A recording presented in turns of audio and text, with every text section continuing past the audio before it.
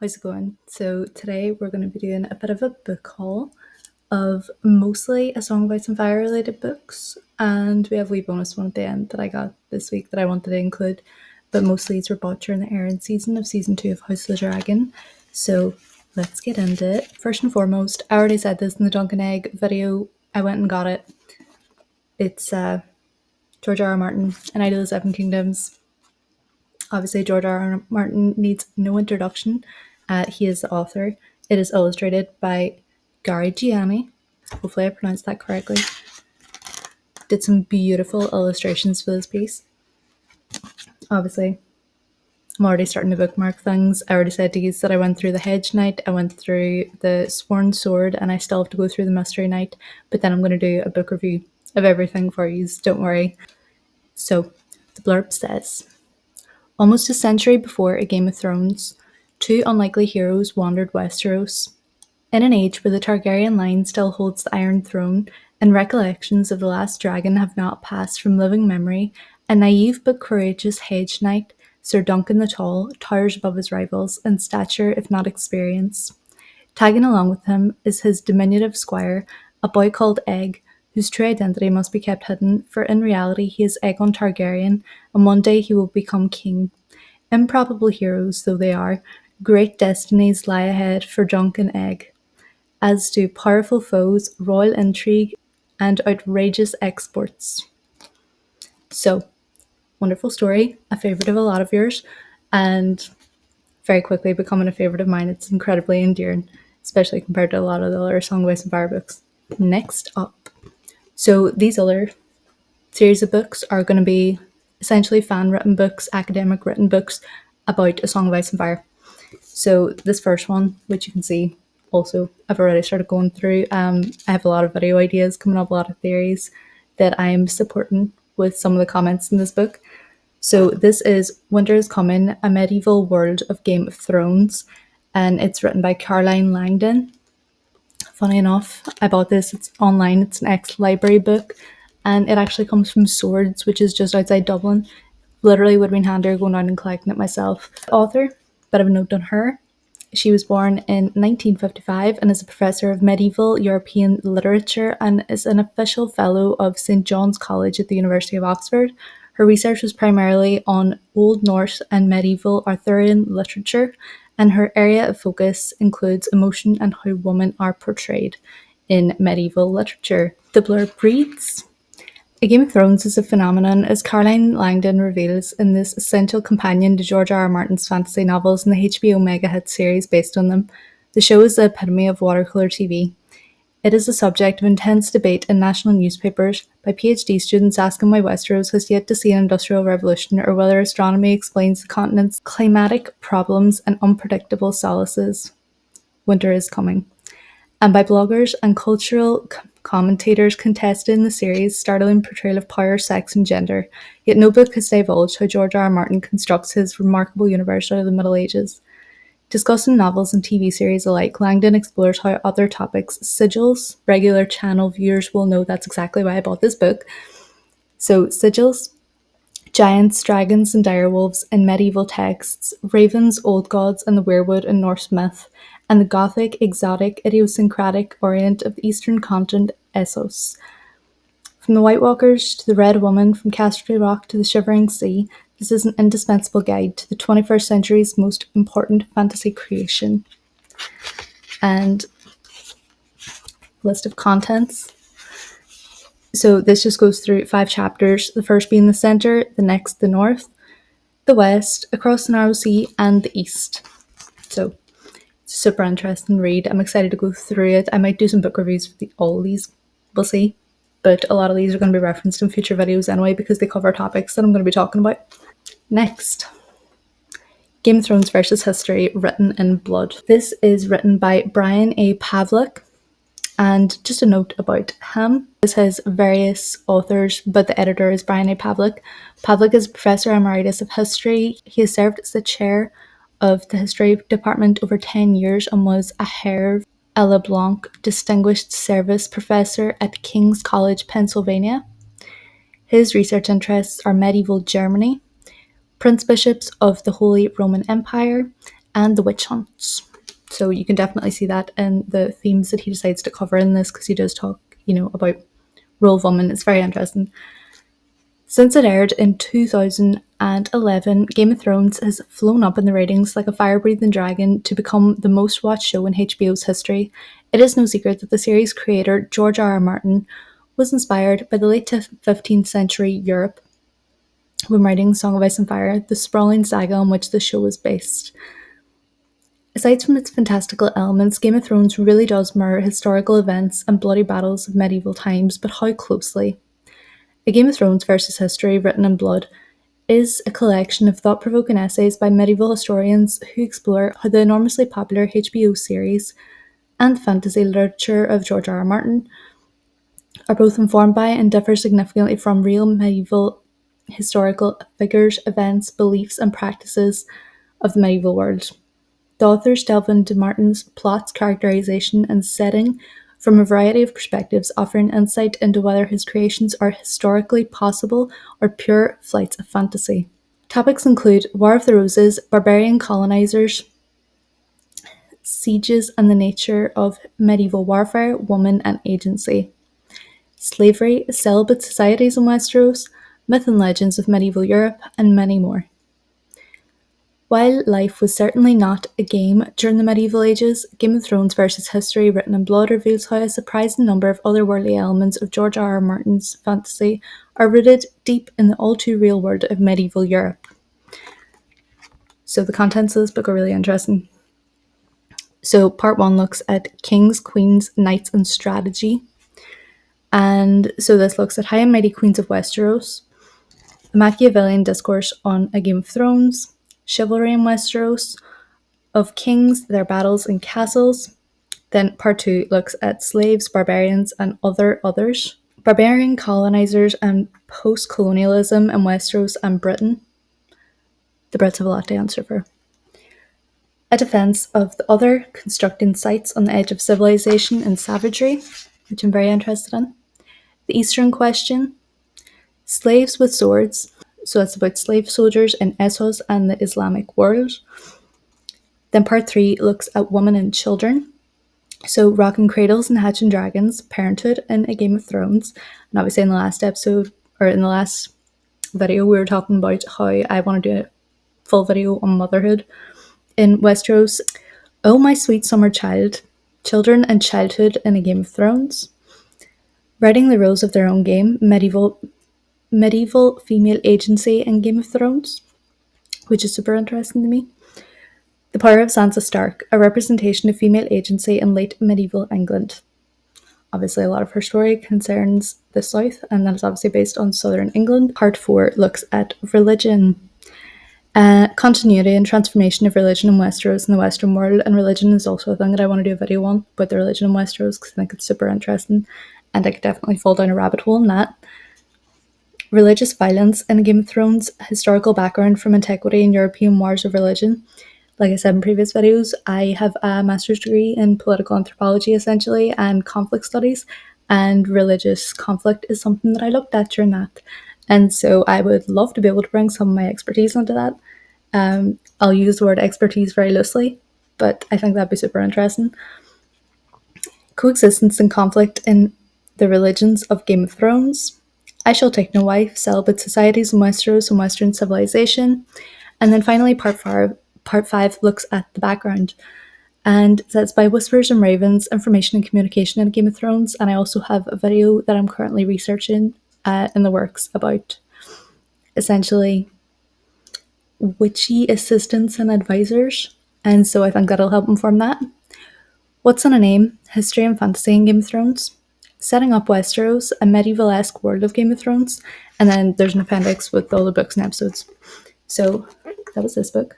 Next, we have A Game of Thrones, The Medieval Art of War. Again, specialist in conflict studies, so of course I'm going to be intrigued by the art of war. And this is written by Ken Monchian. Hopefully I pronounced that name properly. Probably didn't, but sure. Bit of information on the author. He actually has a YouTube, which I'll link in the description, where he talks about, medievalist cultures and stuff. It's very interesting. He talks about medieval warfare as well, if that's something that you're interested in. So he's a history professor, fencing master, and jouster. He's the author of several books on medieval and Renaissance martial arts. He lives in Northampton, Massachusetts, and is a visiting fellow at the Massachusetts Center for Renaissance Studies. And I believe that is in UMass, so the University of Massachusetts. So about this book. George R. R. Martin's A Song of Ice and Fire novels and HBO's A Game of Thrones series depict a medieval world at war, but how accurate are they? The author, an historian and medieval martial arts expert, examines in detail how authentically Martin's fictional world reflects the arms and armour, fighting techniques, and siege warfare of the Middle Ages. Along the way, he explores the concept of medievalism, modern pop culture's idea of the Middle Ages. So, super interesting book. Let's go through the contents really quickly. So one of the things that really sold me on this too was the fact that he includes a timeline, and the timeline is of our world and in Westeros and all of the different battles that occur throughout the timeline. So it parallels them. It's really interesting. So in the table of contents, we have Chapter 1, No True Knight, Chivalry and Myth in Medieval Age, A Good Way to Survive Battle, Armour in Westeros, Dragonsteel and Wildfire, Weapons in Westeros, something I'm very interested in the lost weapons of Westeros, so that might be a video that'll be on its way eventually. When I get some of these news videos out of the way, I'm going to just get into like World in Theory. That's what we're going for in the off season. Stick them with the pointy end, Fighting Arts in Westeros and the Middle Ages, A Wager of Battle, Wars, Duels and Tournaments, Down and Out in Westeros, The Economics of Feudal Warfare, Woman Warriors of Westeros. I'm sold. Obviously, that is why I bought this book. Words and Swords, Conquest and Culture, and finally, a medieval atrocity source book, which is obviously going to be very useful in looking at all the atrocities that happen in Westeros, because there are plenty. So that was this book. Lovely book. Got all these online relatively cheaply. And this next one, I imagine some of you will probably have heard of before. It is a bit of a fan favourite. It's a hefty old book, which I was not expecting. This is Race for the Iron Throne. It's a political and historic analysis of Game of Thrones. So the author is Stephen Atwell. And Stephen Atwell was a massive figure in the fandom. He ran the blog A Race for the Iron Throne. And he was a significant analyst in the fan base who passed away earlier on this year. Now, I found out about this book through Talking Thrones and his tribute to Stephen Atwell after he passed away there in April. So he was a recent PhD candidate in history at the University of California, where he studied political history in both the US and European contexts. He was a political and union activist as well, which we love to see up the workers. And in addition to his blog and book of the same name, he also wrote about public policy and politics at the Realignment Project. So this book is essentially a chapter by chapter analysis of A Song of Ice and Fire book series and the TV show, like basically in parallel with each other, under the headings synopsis, political analysis, historical analysis, the what ifs, and then the book comparing the series, like a book versus series portion at the end of each chapter. And it's inclusive of all the books in the series as of 2018 and obviously 2024 so far, if George R. R. Martin does not hurry up with Winds of Winter. But yeah, so that's that book. It's obviously lives in the hearts and minds of a lot of the fandom, as does Stephen Atwell himself. So I'm very interested to get into this one. I've also recently been rereading A Game of Thrones, and it's been very interesting to read it alongside that book. So I might talk about that in another video later on, or I might even go through and do like a reread of everything and go over everything again. Now these two are going to be bonus books. So this first one, which is the first one I bought, is A Cambridge Companion to Fantasy Literature. And now this again has multiple authors, but it's edited by Edward James and Farah Mendelssohn. So again, we love a good chronology. This is a full chronology. This is a full chronology of all of the major fantasy publications and series since 880, starting with Beowulf. and it goes right up to 2010. So everything up to 2010 inclusive is in this chronology. In the list of contents, we cover part 1, histories, starting with fantasy from Dryden to Destiny, Gothic horror and fiction, American fantasy from the 1800s, from 1820 to 1950, the development of children's fantasy, Tolkien, Lewis, and the explosion of the fantasy genre. Then part 2 is ways of reading, which is why I bought this. And I'm sure if anybody is watcher of the channel, they'll know exactly why as soon as they hear it. So first it looks at structuralism, then psychoanalysis, which is obviously why I read or why I bought it. Then we get political readings, we get modernism and postmodernism, thematic criticism, the language of the fantastic, reading the fantasy series, reading the lip stream. Then we have part 3, clusters. So magical realism, writers of colour, quest fantasy, urban fantasy, dark fantasy and paranormal romance, modern children's fantasy, historical fantasy, and fantasy of history and religion. So, despite the fact that this is written by multiple authors, just a note on the editors. So, Edward James is a professor of medieval history at the University College Dublin. Shout out. With a substantial bibliography in themes of fantasy and sci-fi art. And very similar, we have Farah Mendelssohn, who's a professor of literary history at Anglia Ruskin University, where she's also a head of English and media.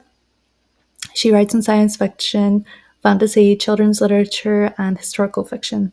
I bought that for the psychoanalysis of Ice and Fire, which I was talking about previously. But yeah, we have one more that I'm going to include that really doesn't need to be in this. It has nothing to do with Game of Thrones, but it does have something to do with branching out, which I really would like to talk to you about, because currently, Erin, we have Rings of Power on Amazon, not a supporter of Amazon, and so would love to talk about the world of Tolkien, but not in regard to Rings of Power.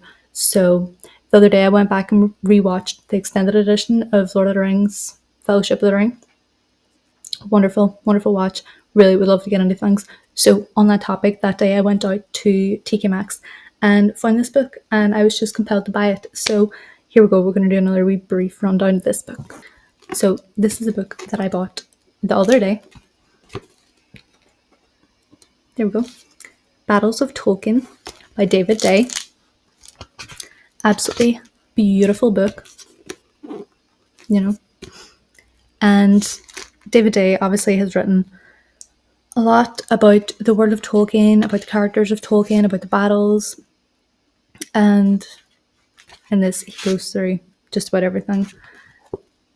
Can't actually find a blurb about him here, but you know, he's a very significant analyst in the Tolkien universe, which I'm not a part of.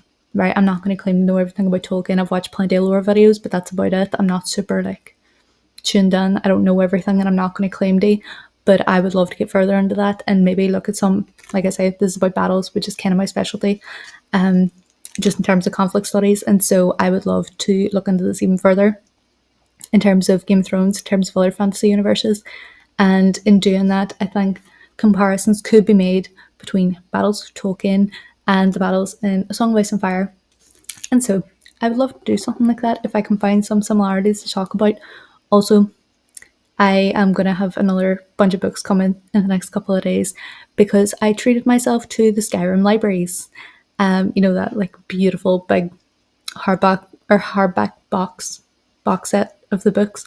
So it's absolutely stunning. Can't wait for it to get here. Could do an unboxing of that. I'm not sure. This might end up accidentally turning into a booktube channel. You know, as you can see from all my nonsense, these are some of my folklore books on Irish mythology. And so if you let me start talking about that, I may never stop. But basically, on this book, I'm just going to read the blurb for you very quickly. Tolkien's worlds are punctuated by dramatic and explosive battles, whether it is men versus orcs or goblins versus dwarves. The history of Middle-earth has seen some of the greatest characters pitted against each other time after time. From the iconic Battle of Helm's Deep to the destruction of Isengard, the Battles of Tolkien analyses each battle with clear maps showing the lay of the land and how armies attacked. It's essential reading for any Tolkien fan. Anyone who's watched this channel for a while knows that I am a sucker for a map. And so, any opportunity to go down a rabbit hole with sigils, maps, and nonsense, I will go there. Also, super into concept art. My BA is in fine art as well. So, like, a lot of this has some really, really, like, beautiful fan art, and it has some really, really beautiful illustrations in it. Like, absolutely stunning. And so, of course, I had to buy it. So, I'm not going to go through all the contents of this because they're quite substantial. But essentially, it goes through every battle in the history of Tolkien and is an incredibly interesting read. And so the further I get in that, the more I'm going to try and do comparisons between Words of Tolkien, the Words of Song of Ice and Fire. Whenever my Skyrim books come, I'm going to be tying in the Elder Scrolls as well, hopefully, because that is another special interest of mine, it has to be said. And so, which I'm sure anybody who crossed over to my Instagram probably knows, because one of the last photos I've posted is of me with a beautiful and substantial Daedric dagger. And so there we go. I'm going to have a real hard time getting that thumbnail with all of these. So there we go. There's our stack of books that we've just gone through for our Song of Ice and Fire book haul, post-season, all the things that I went on and retail therapied, as of end of the season. And trust me, there are more to come. I've just found another like 10 that I want. I didn't realise that, publishing these fan analysis books was such a thing. But now my bank account knows all about it.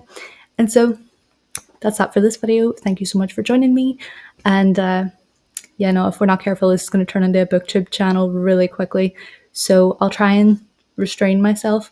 But also, if you enjoyed it, let me know. And if you've read any of these books, let me know. And if you're interested in buying any of them now, because of this video, I would also like to know. I think they're all really interesting books, and it's really nice the fact that fans of the show, of the books, are able to publish things like this, and we are able to support them in this way.